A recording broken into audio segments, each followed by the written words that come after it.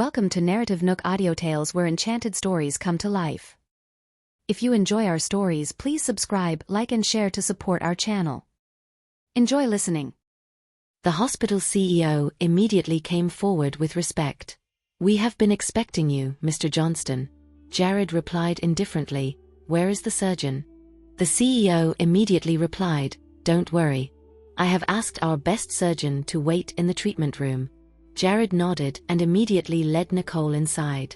The hospital CEO immediately led the way for the two of them. They soon arrived at the treatment room. As soon as Nicole walked in, she saw a figure in a white robe.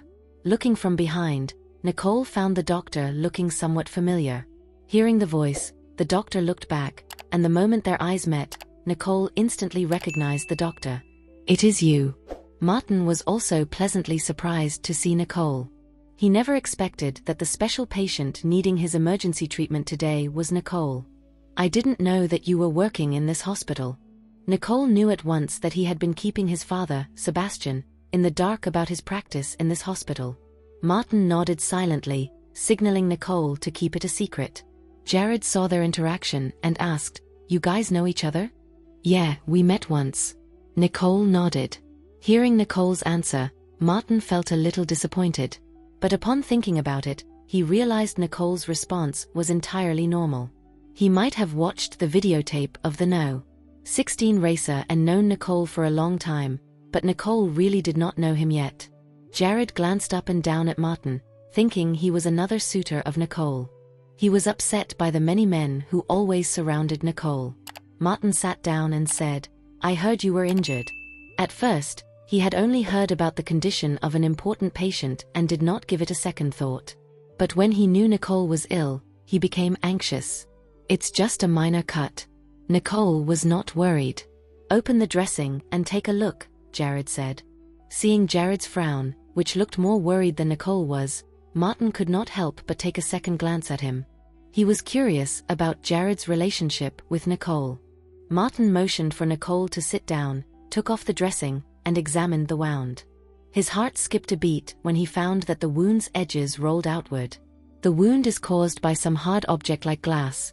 The cut is deep and could leave scars if not treated properly. Jared's face turned grave. "That's why we come to you. Can you treat it?" He had asked Max to find the best surgeon in San Giotto for Nicole. Martin nodded. "Don't worry. I will take care of it." He took Nicole to the treatment area and started to re-disinfect and bandage Nicole's wound. Nicole never batted an eyelid during the entire time. Martin saw how tough she was and could not help but feel sorry for her. He could not imagine how much pain Nicole had experienced before this to be so immune to pain now. "If it hurts, you can make a sound," he said in a low voice. Nicole smiled and pursed her lips. "I'm fine." It hurt Jared to see her reaction. But looking at Martin's excessive concern about Nicole, he felt inexplicably upset. Jared shot a glance at Nicole and said, "You don't have to pretend to be strong with me by your side." It was heartwarming to hear that, and Nicole looked over at Jared involuntarily with light in her eyes. "Okay." She was just used to tolerating pain, but no one ever told her not to pretend to be strong. With him by her side, it felt so good to be pampered. Martin looked at the loving interaction between the two and started to sense the unusual relationship between Jared and Nicole. He felt jealous, and his hands that were doing the dressing shuddered. This hurt Nicole. Only then did she frown. Martin immediately felt guilty. "I'm sorry, I will be gentler." "Okay." Nicole nodded. "Be careful." Jared was not too happy and warned Martin. No one had ever threatened Martin like this, and he was a little upset. But he put up with it for Nicole's sake. After applying medicament, Martin bandaged the wound. Nicole's medical skills may be above Martin's, but Martin probably paid more attention to detail. Given a choice, she would not bother about this minor injury. But she did not want Jared to worry about her, so he followed him to the hospital. Now things turned out to be not too bad.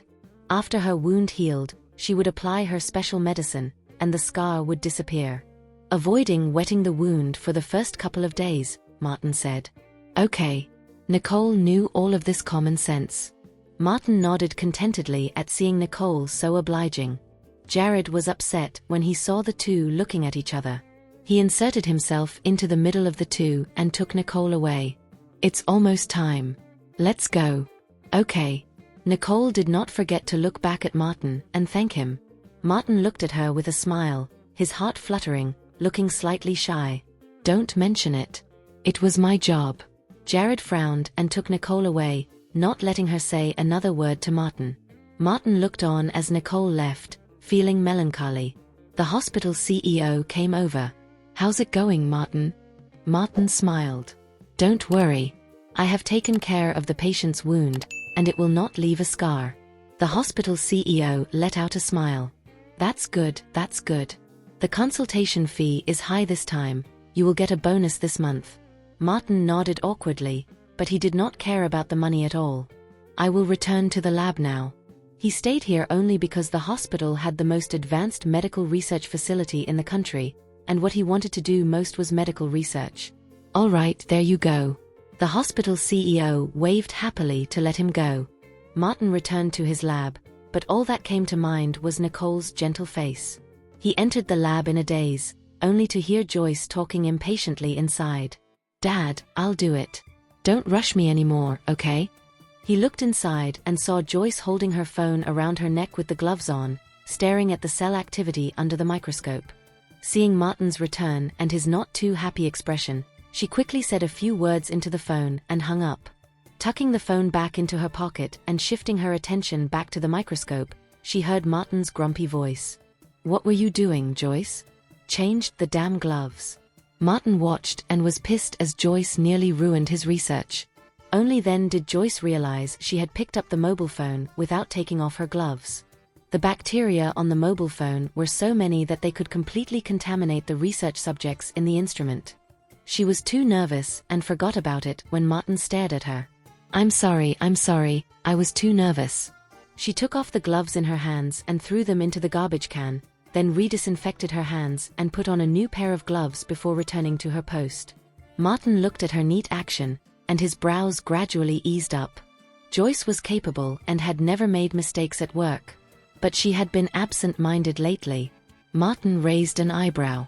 Stop what you are doing now. Have you had something going on lately? You look upset. Joyce looked at the dark-haired teenager. Thinking of what her father had told her, she smiled with just the right amount of distress on her face. Just something happened at home. Joyce's father blamed her for the McCarthy family's failure to win the tender last time.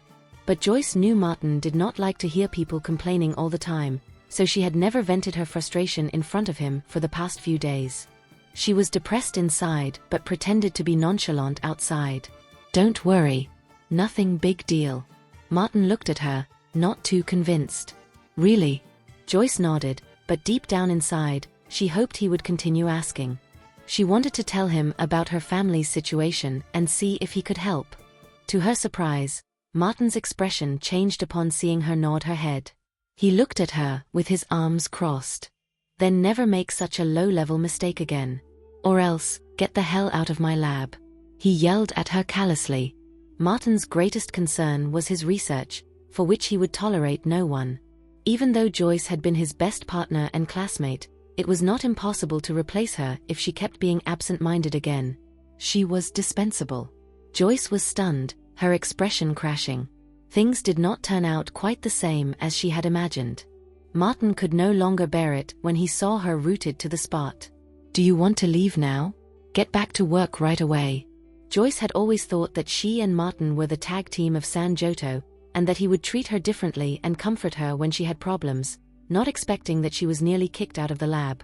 She looked at Martin in disbelief. Seeing that he was not joking, her eyes quickly reddened, and she returned to her post without a word. There were a few Yemenians in the group. Because Joyce was the only female here, they were tolerant of her. Kevin was not too happy at seeing Martin doing this to Joyce. Don't you think you are going too far, Martin? Martin looked at Joyce and walked up to her as if he had listened to Kevin. Afraid that she would not hear clearly, he bent down and said in a very flat voice, "Go out there, take a rest and come back later." Joyce was flattered and looked at him. She knew that Martin still cared for her. Her grievances got the better of her, and tears flowed out of her eyes. She looked at Martin, wanting to say something. Kevin and a few others thought that Martin really wanted Joyce to go out and take a break, so they looked away with satisfaction. But in less than 10 seconds, they heard Martin's thunderous voice. "Damn. Joyce, your tears dropped onto the focal plane. Get the hell out of here." He asked her to go out because he was afraid that this woman could not control her tears. Joyce was out of joint and looked in shock at Martin's disdainful face. She could no longer bear the insult, got up, and ran out of the lab. After she left, Martin returned to his seat with an unconcealed, despiteful look on his face. As if thinking of something, he stood up again, rushed to the door and shouted, "Take a leave and don't come back for the next few days." Joyce hesitated when she heard Martin's voice, but after hearing what he said, she ran even faster. "Who wants to take leave? Doesn't giving leave of absence mean that I'm not needed in the research? Martin doesn't really care about me." But Martin did not give a damn what Joyce thought. This time, it was supposed to teach her a lesson. If she still could not focus her mind on the experiment, she would not be needed on the team, as it would only bog him down. He looked at the few remaining people and pointed at a red-haired boy with freckles on his face. "You take Joyce's place to assist me." The boy said nothing. He just nodded and went over. Their tolerance of Joyce was just a gesture of gentlemanliness, not a measure of how important Joyce was, as they all knew that Martin was the core figure of the team. After everything returned to normal, Martin returned to his seat. While continuing with his research, he felt better again when he recalled in his mind when Nicole came to treat her wound. Nichelle was on board a plane, looking at the financial statements for the quarter with a faint look of satisfaction on her face. Her assistant sitting next to her suddenly said, "Something happened to Lloyd." "What happened?" There was a fleeting look of surprise on Nichelle's face. Lloyd had been all her sustenance since the Holder family started the entertainment business. Lloyd has also been very careful and made no mistake so far. Why do things happen as soon as I'm abroad for only 2 days? The media reported Lloyd saved a student at the anniversary celebration of the Royal Creek Institute. There are photos of him carrying a girl. It looks like this girl is important to him. Nichelle frowned at the mention of the Royal Creek Institute. She quickly figured out something and sneered. "I think he met that girl at school." The last time she met Nicole at a party, Nichelle had a good impression of her. Coupled with the fact that the person whom her son had cared most about all these years was Nicole, who had spent the most time with him, Nichelle did not want to stop him. She thought about it for a while and then told the assistant behind her, "Contact Anna now and ask her to contact the media in my name and put a lid on the incident." The assistant acknowledged her with respect, left, and then came back in with a thin and portable communication device and handed it to Nichelle. The phone rang, and Anna's flattered voice was heard saying, "May I help you, Nichelle?" Nichelle spoke in an icy voice as she carefully explained the matter to Anna. Before hanging, Nichelle asked, "Is the girl Lloyd saved called Nicole?" Anna nodded in disbelief. "How did you know that? You know Nicole. Otherwise, why does Nichelle ask about the girl's name?"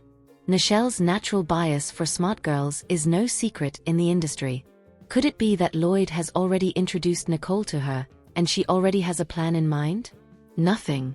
Nichelle did not bother to answer her question but hung up the phone immediately. She was not concerned about Nicole but Lloyd. She felt anxious. Because of Nicole, Lloyd had made a gaffe, which was quite unexpected. She feared Lloyd would lose himself. She had done some digging and knew that Nicole was dating Jared. If Lloyd was lovelorn because of that, it was going to kill him. If hope was the precursor to disappointment, it was better not to be hopeful. But with what she knew about Lloyd, he could only turn back after he tried as hard as he could. Nichelle looked at the clear water-like sky that flew past the window outside with a hint of upset look on her face. If the path is wrong, one should not continue in the same direction. But she lost Lloyd back then and now felt guilty for him and could not help but give him whatever he wanted. So even if Lloyd's rival was Jared, she would work hard for her son. Nichelle sighed tiredly. As she handed the reports in her hand to her assistant, her eyes spotted a line of text in the report. The budget for the selection of female lead from major universities has been dispersed. As if reminding her of something, she thought of Nicole's approximate age, and her eyes glinted. She immediately picked up her phone and made a call with an unconcealable joy in her eyes. Jared had brought Nicole back to his villa. Because of Nicole's injury and the condition in the dormitory, Jared forced Nicole to request a leave of absence from Ms. Emerson and asked her to stay at his villa. Nicole did not resent it either. Jared's villa was the only place where she could let her guard down. "Thank you." Nicole looked at Jared gratefully. Jared still felt jealous. "I've done some digging in Martin's background. Isn't he Mr. Wyant's son?" Nicole raised an eyebrow, not expecting Jared to act so fast. "I've only met him once." Nicole just slurred over the matter. Jared's expression was a little gloomy. "I heard he visited your house recently." Nicole smiled, not expecting that he had even found this out. "Yes." Seeing her smile, he got even more upset and drew her into his arms by force. "What was he doing at your house?" Nicole had never seen Jared so bothered about anything, so she decided to keep him in suspense. "Take a guess." Jared was dysphoric. "Mr. Wyants is the future governor, and he cares about you very much. He was probably going there to propose a marriage." Nicole could not help but burst into laughter, amused by how imaginative Jared was when he got jealous. "I didn't know that you were a novelist." Seeing her laughing at him, Jared became furious. He pushed her down on the couch and pressed her underneath. "I'm not kidding you." He looked so serious that Nicole got lost in the depths of his eyes. She smiled helplessly. "Put away your wild thoughts. I'm yours alone." These simple words of hers had rid all his irritability and anxiety. Jared felt frustrated with his recent sense of insecurity. Now he finally calmed down. He looked at Nicole's face, which was only a foot away from his, and could not help but kiss her. Nicole did not refuse as he came down with his kisses. She was also reciprocating his action, but it was clumsy. But Jared was more than happy. Upon getting her response, he was delighted and embraced her even more. It felt as if a century had passed before Jared let go of her. He stared at her blushed face and let out an evilly charming smile. "There's some progress." Nicole blushed even more when Jared teased him. She reached out and wrapped her arms around his neck. "It's a vast improvement, mind you." The next day, Jared sent Nicole to school. On the way, Jared made a pact with Nicole, wanting her to stay away from Gary and Zeke and forbidding her to see Martin. Claus, who was driving and listening into this, was stupefied. He had never seen his boss so jealous and so lacking in self-confidence. Hearing what Jared said, Nicole laughed involuntarily. "Okay, I get it." She did not take his words seriously but just thought it was funny. Jared also looked as if he could not help himself. At the school gate, when Nicole got out of the car, Jared followed her. "Why did you get out of the car? You can just drop me here." She did not want Jared to follow her to the school gate, as that would attract unnecessary attention. "Something to do with Mr. Ellison." He looked serious but pretended to be mysterious and did not tell her anything. Nicole thought it was a work-related matter and did not ask again. "I will go to class now." Jared nodded and then went with Claus to Mr. Ellison's office. Nicole looked on as he went, and she felt a little puzzled. But she said nothing and headed straight to the classroom. Soon, Jared arrived at Mr. Ellison's office. The principal, Thomas Ellison, was surprised that Jared would come to him early in the morning. He got up with a smile. "How come you have time to come over?" "Jared seems to be keen to visit my office recently." Jared smiled. "I'm here with a purpose, Mr. Ellison." With that, he asked Claus to take out his phone and bring up a video for Mr. Ellison's eyes. Mr. Ellison was puzzled, not knowing what Jared wanted to show him. He glanced down at the video. It turned out to be the video of Nicole saving Gary yesterday. In the second half of the video, there was a clip of a figure fleeing in the background. Mr. Ellison was surprised at how Jared got this recording. "What do you want, Jared?" Jared did not keep him guessing. "Justice for my girlfriend." Mr. Ellison was surprised again, looking at Jared with his eyes widening. Nicole had rejected him before. He did not expect that she and Jared would be in a relationship. "You and Nicole." "You guessed it right." Jared did not deny it. "I didn't want to bother you for such a trivial thing, but neither do I want to step on your toes. So I'm going to leave it to you, Mr. Ellison." There was a hint of threat in his voice. If Mr. Ellison did not deal with it, he would.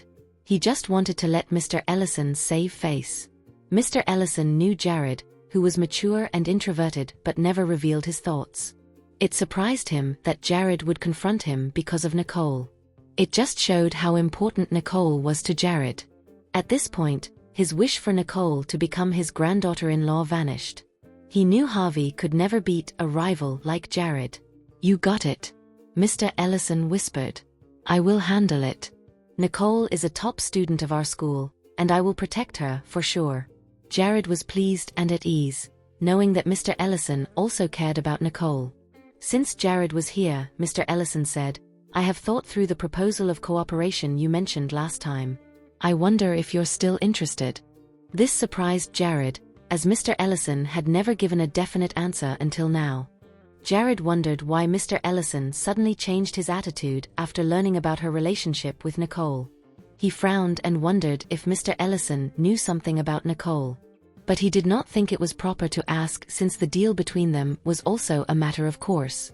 "As long as you agree, someone will deliver the contract soon."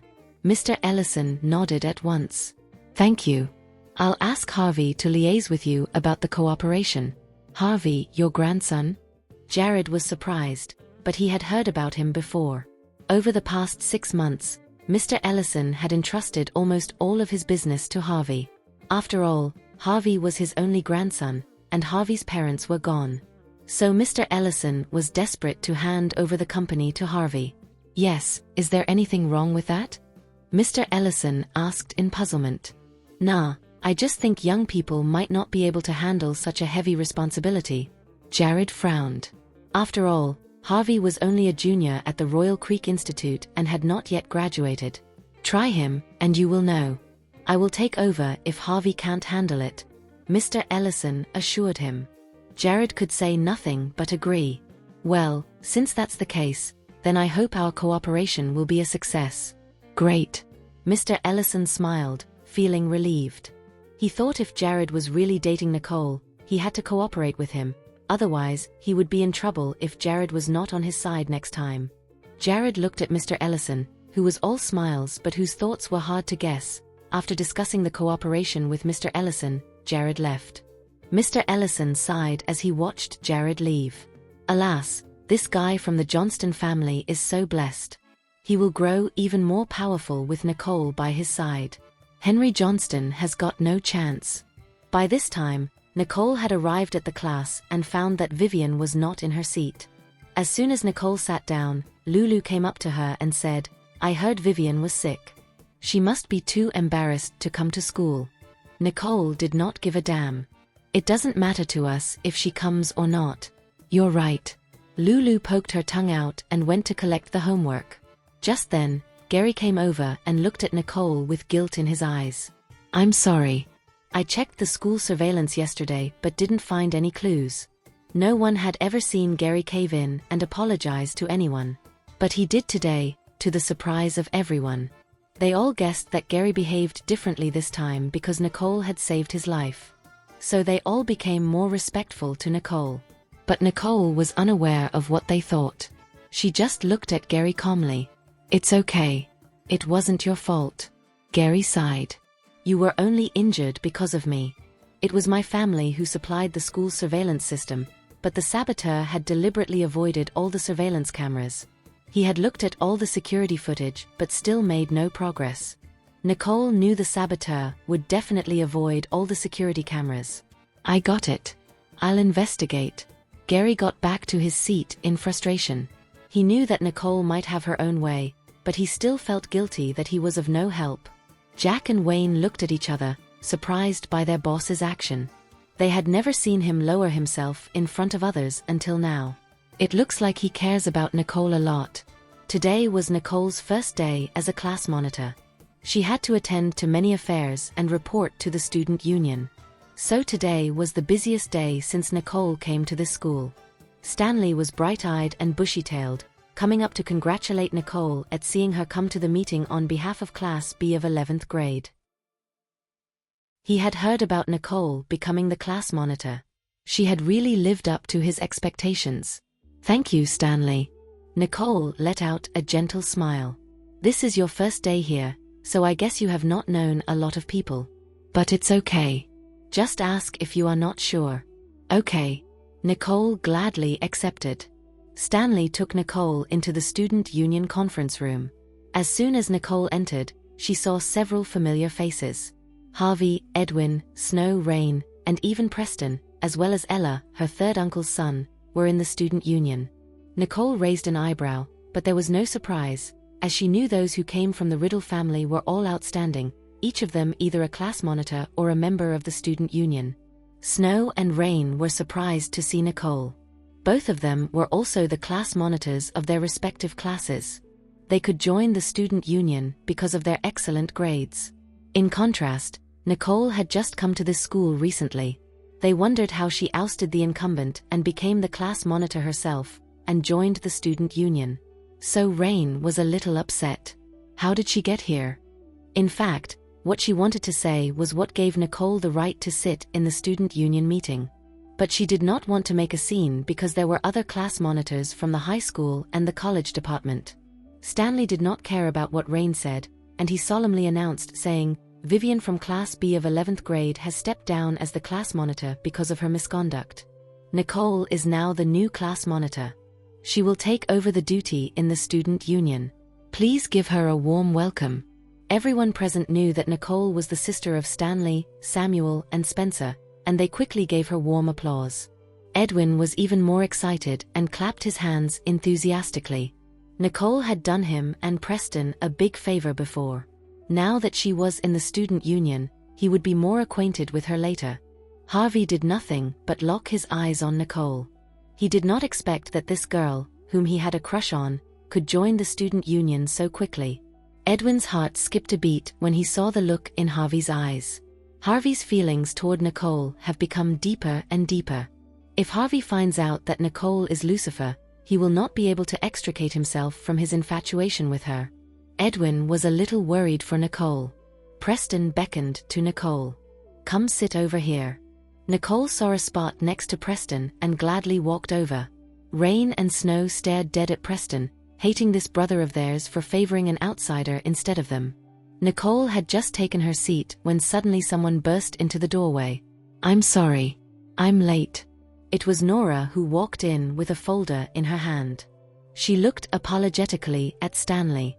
Stanley's face turned stony upon seeing Nora. "Take a seat." Nora was exasperated. This was her first student council meeting since she left home. She did not expect Stanley to treat her even colder than last time. She could only bow her head and walk to the conference table and sit down, only to see Nicole's face. "Why are you here?" Nora looked surprised and jealous at once. Seeing the look in Nora's eyes, Nicole smiled. "We are only separated by Class A, don't you even know that the class monitor of our class has changed?" Nora was stunned by what Nicole said, but she could not believe it. How is that possible?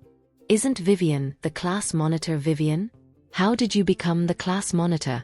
Preston was not too happy with Nora. "Didn't you know Nicole was first place in your grade on this exam? Since Vivian's academic results are so much poorer than Nicole's, the class monitor should be replaced." Preston immediately got the support of everyone. Changes in the members of the student union were common. After all, the class teachers of each class hoped the class monitor had both good grades and abilities, so class monitors of each class were normally appointed based on merits. But Nora was jealous to see that Nicole had become a class monitor. She worked so hard to keep her position as a class president. But Nicole had just come to the school not long ago, yet could oust Vivian and become a class monitor. She had always felt that her only advantage in front of her brothers and parents was her position as a class monitor. Now she had no advantage to speak of after Nicole had also become a class monitor. "Nora, sit down quick." Stanley was impatient. She was already late. And yet, she's still dawdling, wasting our time. "Okay." Nora hated it. But she could only clench her teeth as she sat down. Nicole's eyes were gloomy as she stared at Nora. She was not sure whether Nora was involved in the incident yesterday. Meanwhile, Stanley started to chair the meeting. He started to arrange the school anniversary celebrations' finishing touches. He also created some other new deployments. Nicole was spinning her pen as she listened to Stanley's explanation. She would stop and write down the key points. Preston was impressed by Nicole's seriousness. It took her only one day to adapt to the class monitor role. And she even looked like she was doing her job with ease. She was born to become a class monitor. Soon the meeting was drawing to a close. Stanley summarized, "That's all. These are the upcoming tasks. The most important one is sports development. All the classes must be prepared." "Okay. Got it, President." Everyone agreed. Stanley glanced at Nicole. He adjourned the meeting only after he saw Nicole agreed, like everyone else. Everyone was relieved after that. The seniors from the university department were the first ones to leave. Snow tried to keep up with Harvey's pace. But he suddenly stopped when he reached the door. He then turned around and spoke to Nicole publicly. "Nicole, congratulations." Everyone could not help but stun for a moment. They felt Harvey was interested in Nicole as they thought about those rumors they had heard. Snow, on the other hand, felt humiliated. She could only turn around and leave the meeting room. Rain was furious as she stared at Nicole. She even hooked up with Harvey. After Harvey turned around and left, Rain could not help but say sarcastically, "The prettiest girl in the school?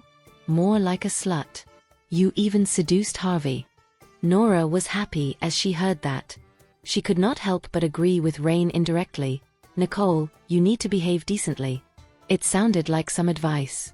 But she actually meant Nicole was indecent. Everyone else could not help but stare at Nicole. Preston did not like it when Rain tried to shame Nicole. He said coldly, "What were you talking about?" The video before clearly showed that Harvey confessed to Nicole. How was that Nicole's fault? After hearing what Preston said, the crowd realized it was not Nicole's fault. They realized it was Harvey who took the initiative. Preston added, "If you're incapable to hold your man, don't blame the charisma of other girls." His voice remained cold. Preston left with Edwin after saying that. Edwin, who was walking behind Preston, chimed in, "You're right." Everyone in the meeting room felt the two had a point. The crowd glared at Rain. They believed she was jealous. Everyone left. Rain stomped furiously. Nicole could not care less. She turned around and left right away. Rain and Nora were frustrated. But there was nothing they could do with Nicole. After everyone else left the room, Nora scolded, "Slut." Right. But everyone was on her side. Rain snarled. But the next second, Rain glanced at Nora as she realized something suddenly. "Why am I talking to you? You're no longer part of the Riddle family. You don't get to talk to me." She turned around and left right after she said that. Rain's words were like a slap in Nora's face. Immediately, Nora was furious. "Batch, did you think? Wanted to talk to a fool like you? Rain's useless. Or else I'd have gotten rid of Nicole. Now it seems like I should do it myself." Nicole was walking back to her class. She heard people jabbering as she walked in the hallway. Lulu was very excited when she saw Nicole walk into the class. "Nicole, have you checked your social media?" Nicole froze for a moment. "I never care about anything in there. Come and see this." The news posted by Anna Washington went viral. Nicole frowned as she sat down to open her social media app quietly. Lulu and June walked to Nicole immediately. They were looking at the most trending news on social media. People were still talking about it online. The media leaked the image of Lloyd carrying Nicole at the Royal Creek Institute's anniversary celebration yesterday. But no one knew which media company did so. Suddenly, many netizens commented on it. Lloyd rescued some random beauty in the school. Is it a female student? I didn't expect Lloyd to have a sense of justice. Lloyd? Was it the Lloyd who I'm thinking of? The person who commented above, come to your sense. I heard it wasn't some random beauty. It seemed like he already knew the girl before that. Could it be Lloyd's girlfriend? Nicole was upset as she looked at those trumped-up comments. Lloyd was too impulsive. He got us into trouble again. Fortunately, Lloyd's manager, Anna, immediately posted a press release to explain the situation. The press release mentioned that Lloyd was impressed by Nicole's performance. That was why he helped her. The people in the comment section changed their opinion rather quickly. I'm a student from Royal Creek Institute. She's the prettiest girl in our school. Her acting skills and personality are good. That explains why Lloyd liked her. I heard the production team came to choose the lead actress for their drama Lukewarm. Of course, she won't pass on this opportunity. I've watched the video of the performance. She's gorgeous. Nicole was surprised. When did I gain so much public attention? That would put her in danger. Her face had never been exposed like this. How can I carry out my missions after this? She continued to go through the comment section. Some people hit back at the earlier comments. They supported Chloe, who was fired by the production team. Back then, Chloe was capable. She got her role in Lukewarm in a dignified way. I'm not sure what happened. But how can the acting skills of a rookie be better than Chloe's? The production team should bring her back. People with discerning eyes laughed when they saw the comments. It's obvious that Chloe hired cybertroopers to write those comments to ride the wave. After all, Chloe had only acted in a few popular dramas since her debut. The dramas were well received. A lot of people were willing to pay for the dramas. But it was hard to tell how her acting skill was based on just a few dramas. However, people had doubts in their minds. They were curious to know what happened that led to Chloe being fired by Nichelle. Many people tried to find the answer online, but most of them to no avail because the incident happened in Nottingbrook State. Although Chloe rode the wave, Nicole was still very popular. Many posted her pictures without makeup from the school online. The netizens went wild. Suddenly, lots of netizens online tagged Anna. They felt Nicole was perfect for the lead actress role in Lukewarm. Lulu, June, and other people's excitement heightened as they scrolled down the comment section. Nicole. Seemed like Lloyd's direction department did come to pick the lead actress. You'll probably become the lead actress. Nicole glanced at Lulu. She knew she was happy for her. But she did not care about what was happening. Those things did not matter to her. Nicole raised her head as she looked at Lulu calmly. I don't want to become a lead actress, she said coldly. Everyone froze suddenly. Lulu wondered, why? This is a good thing. She has a higher chance of getting into showbiz quickly and even becoming the new popular actress. Thank you for listening. If you have enjoyed this story, please like and share so others can see it too. Also hit the subscription button and notification bell so you can be notified on our next release. Thank you for your support. God bless you.